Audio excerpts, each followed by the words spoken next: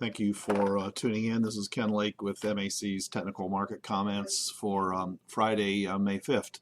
I'll start out with my viewpoints on wheat. You can see in this picture how I feel about wheat, and I'm going to switch right away, I guess, to a fundamental view rather than some technical viewpoints to start off with in corn. I want to take a look here first at the last Monday's planting progress report on corn.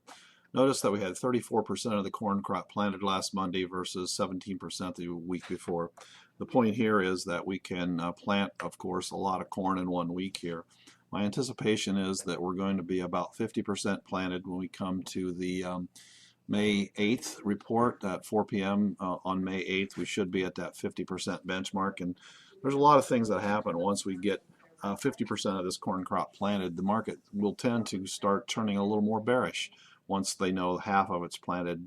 So I know that we've received a lot of rain in southeast Michigan and northwest Ohio. Western Ohio's got a lot of rain, and there may be some replant, but the market really doesn't care about how many times you have to replant the corn. It only cares about final planted acres and final yield. So we will not, we'll have little effect on corn replants at this point. So what I'm watching for is this 50% number to pop up on Monday. If that happens, we probably turn a little bit bearish. However, today we still seen December corn hang right in there in this 388 range, anticipating, actually we're up 4 cents tonight in corn, and we're anticipating these perhaps a downturn in corn planting progress here. So a little bit bullish going into Friday, but I think that could turn into a bearish trade come Monday, or come Monday night at least, or Tuesday, if we see a 50% number posted in that corn planted value. One thing to notice, and I'm going to move my retracement lines away so we can see this. I'm starting to see a lot of consolidation in this 388 range. I've got a 20, 50, and 100-day moving average all converging here at 388. Notice we've traded between 375 and 405 here for quite some time in these corn. The market's friendly, the new crop corn, because we know there's going to be about a 4 million acre decrease in corn. The planting progress delay here probably guarantees that we see that decrease in corn, so that we probably no longer have the risk of some of the downside projections we've talked about in the past. So therefore we could have seen a floor in the December corn market for the time being.